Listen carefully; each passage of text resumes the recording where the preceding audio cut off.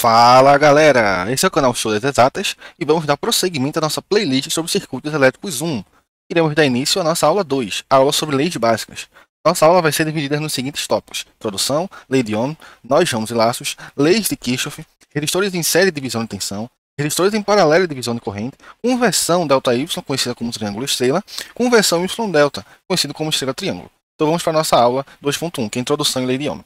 Então, o objetivo da aula 2 é determinar de forma efetiva os valores das variáveis estudadas na aula 1, ou seja, corrente, tensão e potência, em um circuito elétrico. Isso requer a interpretação de algumas leis fundamentais que regem os circuitos elétricos, como a lei de Ohm e as leis de Kirchhoff. Além dessas leis, discutiremos algumas técnicas normalmente aplicadas nos projetos e análise de circuitos. Estas tais técnicas temos a associação de resistores em série ou em paralelo, a divisão de tensão, a divisão de corrente e as transformações, que eu acabei de citar anteriormente, que é a triângulo estrela e a estrela triângulo. Então vamos lá. Resistência elétrica. Os materiais geralmente possuem um componente característico de resistir ao fluxo da carga elétrica. Essa propriedade física ou habilidade é conhecida como resistência e é representada pelo símbolo R. Resistência de qualquer material com uma área de seção transversal A, uniforme, e de seu comprimento L. Ou seja, matematicamente, o que é que a gente tem aqui como resistência? A resistência, ela é o seguinte, ela é o R, e essa resistência ela é igual ao quê? A nossa constante aqui, ρ, que eu vou dizer o que é, o L, que eu já disse ali que é o comprimento, e o A, que é a área. Então, a resistividade do material é esse ρ, o comprimento vai ser L e a área de seção transversal vai ser o A. E a nossa resistência a gente já sabe que é o R. Então, a resistividade do material, as unidades dela vai ser o ohms, metro. O comprimento vai ser o metro. A área de seção transversal vai ser o metro ao quadrado. E a resistência vai ser o ohms. Beleza? A resistência R de um elemento representa sua capacidade de resistir ao fluxo de corrente elétrica, e ela é medida em ohms. Não sei se vocês lembram da aula anterior, que a corrente elétrica ela é gerada a partir da tensão, né? A gente tem a tensão, e a tensão, a diferença de potencial, quando eu tenho um meio material com que essa diferença de potencial possa se unir, então o fenômeno físico corrente elétrica ele ocorre. E a corrente elétrica é o fluxo ordenado de elétrons. Então o que é que a resistência ela faz? Ela cria uma dificuldade para que esse fluxo de elétrons ocorra. Basicamente isso é resistência.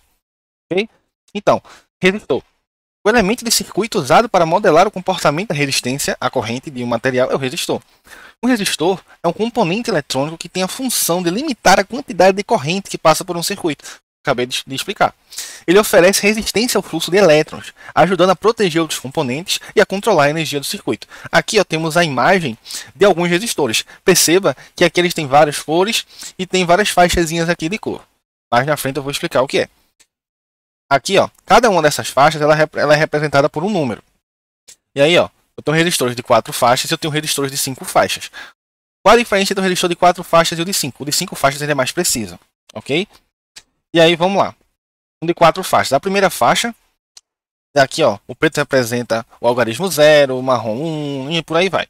Então, a primeira faixa, marrom, quer dizer 1. Segunda faixa, preto, 0.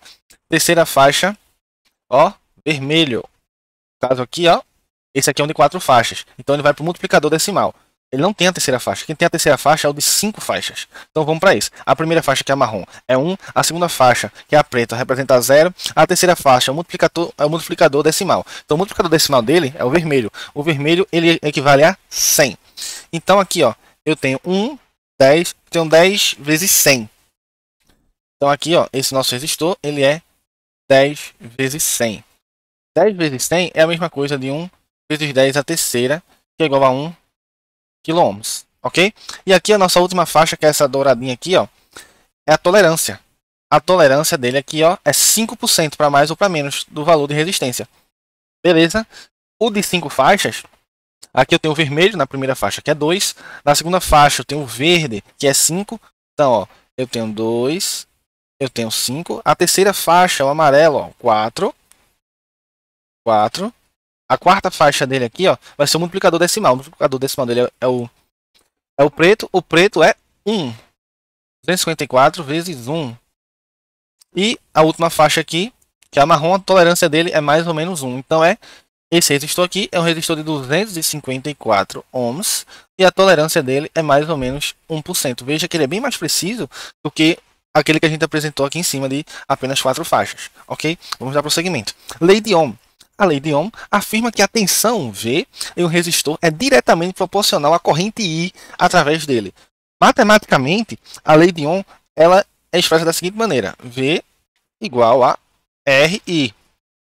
Explicando de outra forma, a tensão é diretamente proporcional ao produto da resistência pela corrente, onde V é a tensão, medido em volts, a resistência vai ser o R, medida em ohms, a corrente vai ser o I, e ela é medida em amperes.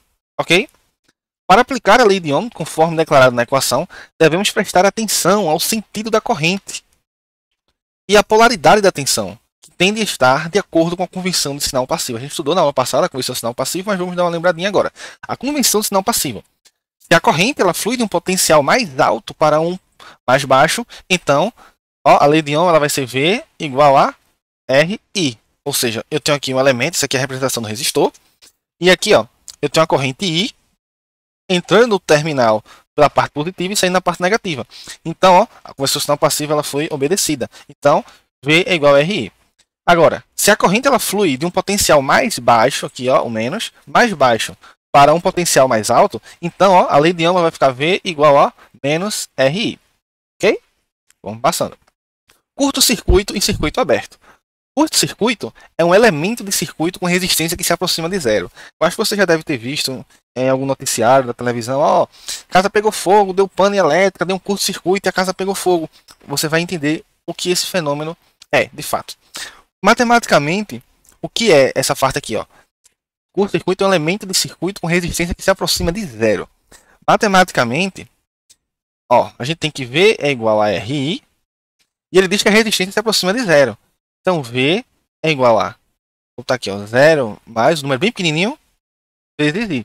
Então, a corrente aqui ela pode assumir qualquer valor que vai dar zero. A resistência vai dar zero. Então, vamos lá. A corrente I, nesse caso, ela vai ser igual ao limite quando o R tende a zero. A lei de Ohm é V igual a RI. Então, eu posso isolar a corrente é igual a V sobre R. Então, o limite quando o R tende a zero de V sobre R.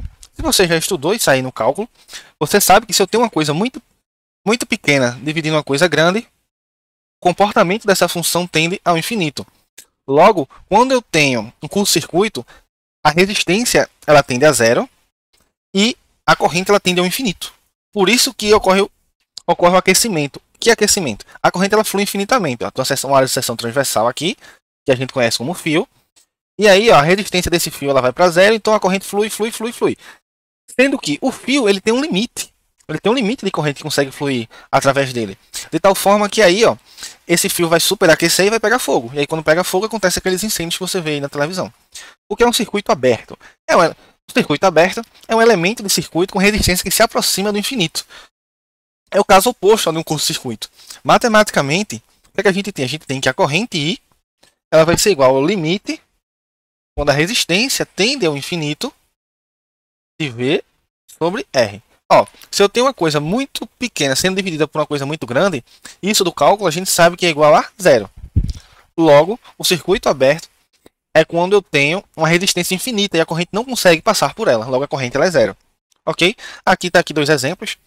Pense aqui, aqui é um circuito qualquer e aqui está passando a corrente. Se a resistência aqui for zero, essa corrente aqui, essa corrente aqui ela vai fluir infinitamente até o fio não aguentar mais e se romper e pegar fogo.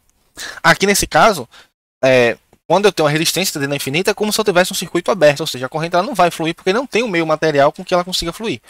Ok? Essas são as noções de curto-circuito e circuito aberto. Vamos agora falar sobre o resistor linear.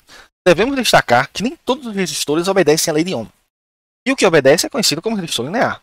Ele tem uma resistência constante e, portanto, apresenta sua curva característica conforme ilustrado. Tá aqui. A gente tem um gráfico aqui, tensão por corrente.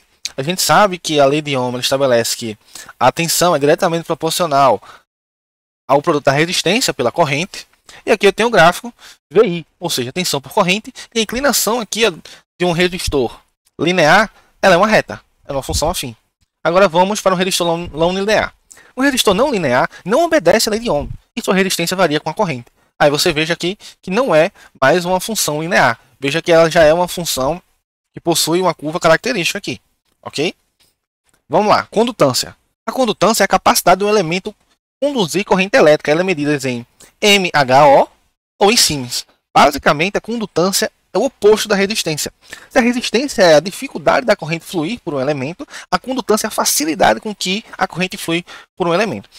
Matematicamente, a condutância ela é isso aqui, ó. G, condutância, ela é o inverso, ó, da resistência.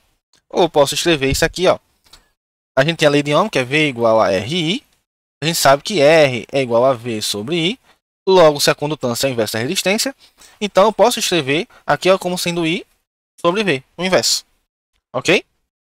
Vamos agora usar a potência. Vamos usar a lei de Ohm para descobrir a potência. A gente descobriu na aula passada que a potência é diretamente proporcional ao produto da tensão vezes a corrente. Mas a gente também sabe que a lei de Ohm é o quê? A tensão é diretamente proporcional à resistência vezes a corrente. Daqui eu posso fazer algumas manipulações algébricas. De tal forma que ó, a potência ela é igual. No lugar da tensão, no lugar de V eu vou botar RI. Então, ó, no lugar de V eu vou botar RI vezes o I da fórmula. Aqui, ó, V. E aqui, logo a potência ela vai ficar igual a R vezes I ao quadrado. Eu posso também reescrever a potência de outra forma. Ó, daqui eu posso isolar o I. Então, eu vou ficar com I igual a V sobre R. E aqui agora eu vou escrever, ó. Potência é igual a tensão vezes a corrente. Logo, a potência é igual a tensão. E no lugar da corrente, eu vou colocar, ó, aqui, ó, P sobre R. Logo, a potência ela é igual a tensão ao quadrado dividido sobre a resistência. Então, são duas formas diferentes de escrever a potência. Mas eu posso também escrever de outra forma, em termos da condutância. A gente já estudou aqui, ó, que a condutância, que a gente denomina por G, condutância G, ela é igual a 1 sobre R, ok? E aí, eu simplesmente ó, tenho a potência, pegar os mesmos valores que a gente pegou ali, ó. Potência é igual a R vezes I ao quadrado. Se eu vou botar a condutância aqui, então é só inverter. Potência vai ser igual a I ao quadrado sobre G. Ok? Usando agora essa outra fórmula, eu tenho que a potência é V ao quadrado sobre R. Se a gente sabe que a condutância é 1 sobre R, então a minha potência vai ser escrita agora, ó, V ao quadrado vezes G. Então aqui a gente tem quatro formas distintas agora de calcular a potência. A gente pode calcular a potência em termos da resistência e da tensão, da resistência à corrente. A gente pode calcular a potência em termos da condutância e da corrente e da condutância e da tensão. Aí fica de acordo com o que aparecer na questão. Agora, a resistividade de alguns materiais comuns. Aqui a gente tem uma tabela, né, com a resistividade, que a gente já foi dito no início da aula, que é ohms por metro. E aí eu tenho alguns elementos, enfim, alguns materiais. Aqui eu tenho a prata, a resistividade da prata é 1,64 vezes 10 a menos 8. Então, se a resistividade dela é baixa, ela é considerada um condutor. Se a resistividade é alta, por exemplo, a do Teflon, que é 3 vezes 10 a 12, o elemento é considerado um isolante. Se ela é intermediária, aqui, ó, o carbono, que é 4 vezes 10 a menos 5, e o silício, que é 6,4 vezes 10 elevado a 2, eles são semicondutores. E aí, o que quer dizer? Os condutores, como o cobre e o alumínio, possuem baixa resistividade, enquanto os isolantes, como a mica e o papel, têm alta resistividade. Em outras palavras, ó, a prata, o cobre, o alumínio e o ouro, eles são bons condutores, ou seja, ele tem uma alta condutividade e uma baixa resistividade, enquanto o papel, a mica, o vidro e o teflon, eles têm uma alta resistividade e uma baixa condutividade, já que um é o inverso do outro. Ok? Obrigado. Inscreva-se no canal. Até a próxima aula.